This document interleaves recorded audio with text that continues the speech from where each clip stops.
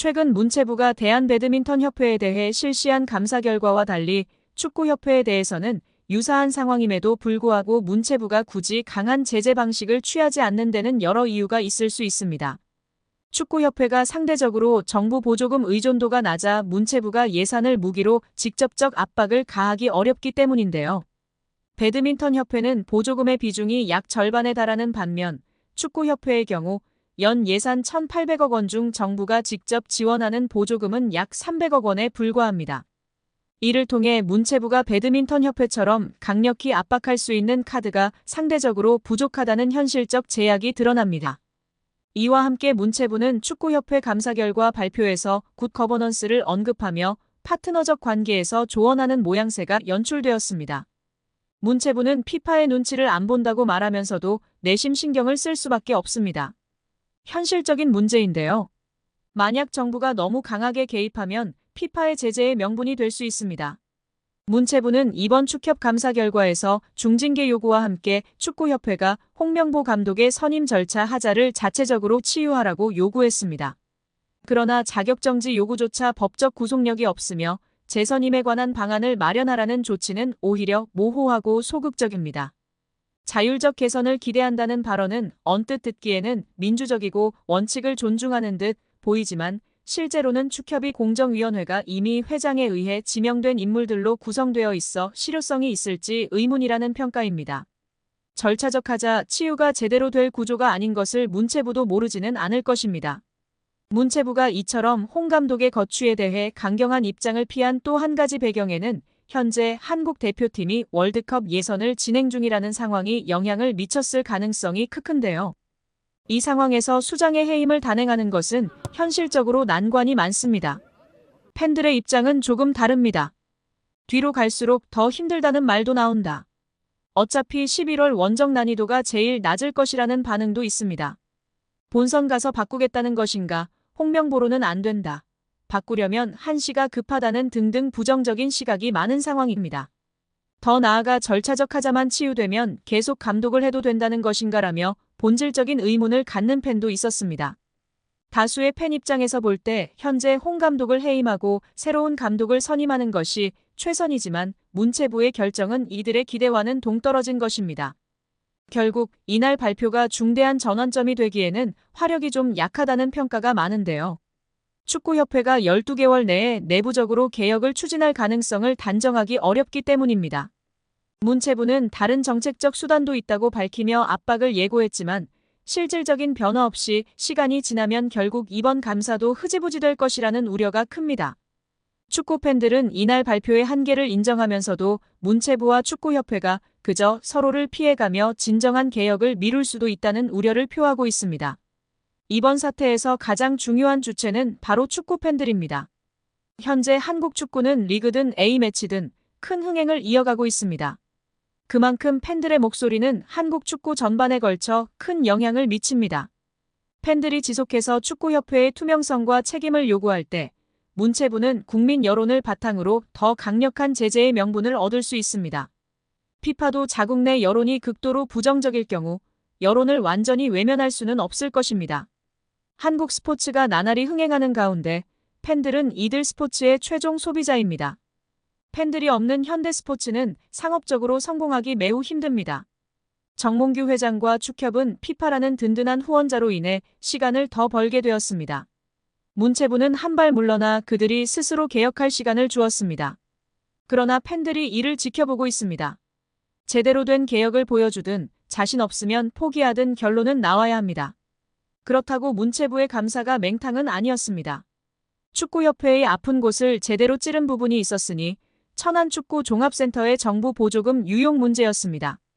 축구협회는 2021년 7월 천안센터 스타디움 건립에 정부 보조금 약 56억 원을 신청했는데 사무공간이 없는 곳으로 신청한 초안과 달리 문체부와 협의 없이 사무공간 건물을 따로 짓는 것으로 추후 계획을 변경한 것으로 드러났습니다. 문체부는 축구협회가 굳고 보조금을 사실과 다르게 거짓으로 신청했다고 규정하고 보조금을 환수하는 것은 물론 보조금법에 따라 최대 5배의 과징금을 물릴 방침입니다. 이렇게 되면 축구협회는 최대 300억 원에 이르는 돈을 부담해야 하는 처지가 되는데 천안축구센터 건립을 위해 하나은행과 615억 원 한도의 대출 계약을 약정하는 등 이미 막대한 채무를 지고 있는 축구협회의 재정 상황에서 결코 가볍게 볼 일이 아닙니다. 정 회장이 남은 임기는 물론 사선 연임에 성공하더라도 큰 재정적 부담을 안은 채 축구협회를 운영해야 하는 상황에 몰리게 됩니다. 문체부 고위 관계자는 아직 국고 보조금 관련 어느 정도 과징금이 책정되는지 정확히 결정된 것은 없다. 원금 56억 원 전체를 환수할지 여부부터 심의해야 하는 상황이다라며 과징금의 정확한 규모에 대해서는 여지를 남겼다. 다만 정몽규 회장이 정부의 징계 조치에도 불구하고 사선 도전을 강행한다면 이른바 괘씸죄를 적용해 액수는 커질 수 있다는 전망도 나오고 있습니다. 뿐만 아니라 감사를 통해 협회의 방만 경영도 도마에 올랐습니다. 협회는 선임 위촉한 부회장, 분과위원장, 분과부위원장 등 비상근 임원 44명 중 34명과 자문 계약을 맺고 2021년부터 2024년 8월까지 개인별로 연간 1,200만 원에서 3억여 원까지 총 28억여 원을 급여성 고정보수로 방만하게 지급한 것으로 드러났습니다. 자문료는 자문 내역에 따라 지급해야 하나 자문 내역에 대한 관리 없이 계약 기간 동안 매월 고정적인 자문료를 정액 지급해 사실상 급여처럼 운영한 것으로 파악되는데요. 문체부는 협회가 맺은 자문 계약은 비상근 임원의 해당 직위 또는 비상근 임원 선임 시 담당하게 되는 전문 분야에 대한 것으로 구체적인 자문 역할과 과업 없이 활동 실적도 미진하고 자문 필요성도 인정하기 어려웠다고 밝혔습니다. 심지어 일부는 자문 계약 기간이 종료되었거나 직무가 정지된 기간이었음에도 자문료를 부적정하게 지급한 사실이 확인됐습니다. 또한 축구 지도자를 대상으로 한 강습회 운영에서도 불공정한 사례가 적발됐습니다. 협회는 2020년부터 아시아축구연맹이 인정하는 지도자 자격증 중 최고 등급인 P급 자격증을 발급하는데요. 국가대표를 비롯해 프로 1부 리그 감독직을 수행할 수 있는 P급 지도자 강습회를 2021년부터 운영하고 있습니다. 문체부가 P급 자격증 발급의 공정성을 살펴본 결과 2022년 P급 강습회의 실기시험에서 70점 미만인 수강생 6명은 불합격 처리해야 함에도 합격으로 처리해 자격증을 발급한 것으로 파악했습니다. 지난해 P급 강습회에서는 결석률이 10%를 초과할 경우 재강습 기회를 부여할 수 없음에도 수강생 2명에게 재강습 기회를 부여했습니다. 올해 P급 강습회 입과자 선정 시 지도 경력 점수 산정 과정에서 A급 자격증 취득 후 18세 이상 전문 등록팀 경력만 배점에 적용하도록 하고 있는데 18세 미만의 전문 등록팀 경력도 적용하는 등 점수 오산정으로 합격자 3명이 뒤바뀌는 결과를 초래하기도 했습니다. 협회는 2022년 7월 P급 수강생 선정 세칙을 개정하면서 수강 신청 기본 요건 중 지도자 경력 조건과 결격 사유 결정 방식을 부당하게 변경한 것으로도 밝혀졌습니다.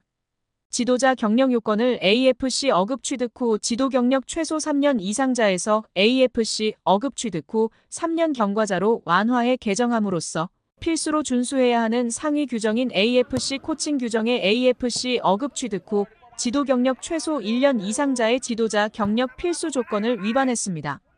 또한 협회는 지도자 자격증 운영 발급을 공정투명하고 엄격하게 집행해야 함에도 기본 규정을 숙지하지 않거나 불공정하게 업무를 처리하고 있었으며 심지어 사회공헌 사업을 위해 설립한 대한축구협회 축구사랑나눔재단을 운영하면서 사무국 운영비를 이사회를 통해 심의의결하지 않고 집행하고 이사장 업무활동비를 지급 근거 없이 지급하는 등 불투명, 부실하게 관리하고 있었습니다. 아울러 축구인과 축구팬들의 개인정보를 관리하는 통합경기정보 시스템, 대표팀 경기 티켓 판매 관리 등의 시스템을 운영하면서 개인정보 처리자의 식별정보, 접속 일시, 접속지 정보 처리 내역 등의 접속 기록을 제대로 보관하지 않았고 월 1회 이상의 점검도 하지 않아 개인정보 유출 등 침해 사고 발생 시 책임 추적성을 확보하지 못하는 등 시스템을 안일하게 관리하고 있음이 드러났다고 문체부는 밝히며 축구팬들의 분노가 들끓고 있습니다. 홍명보 선임은 신의 한 수였습니다. 정몽규도 몰랐을 것입니다. 설마 이렇게 될 줄은. 오히려 홍명보로 인해 온갖 비리가 다 밝혀졌습니다. 고맙습니다. 이제 정몽규와 홍명보는 손잡고 나가시면 됩니다. 정말 정 회장의 홍명보 선임은 신의 한 수였습니다. 잠시의 고통이 큰 희망으로 바뀐 것입니다. 이 한 수로 인해 축구 팬들은 분노했고 축구협회의 그림자가 세상에 공개됐으며 이 분노는 문화체육관광위원회 현안질의 문화체육관광위원회 국정감사 문체부 감사까지 이어졌습니다. 이 과정을 통해 정 회장과 홍명보의 숱한 비리와 부정이 드러났으며 이제 두 사람 모두 물러나야 할 처지까지 왔습니다. 이런 대단한 일을 정 회장이 해낸 것입니다. 정 회장이 홍명보를 선임하지 않았다면 벌어지지 않았을 일입니다. 클린스만 감독권도 그냥 지나쳤을 것입니다. 모든 것이 그림자 속으로 숨어 오랜 시간 한국 축구를 썩게 만들었을 것입니다. 한국 축구의 미래는 없었을 것입니다. 정말 감사해야 할 일이 맞습니다.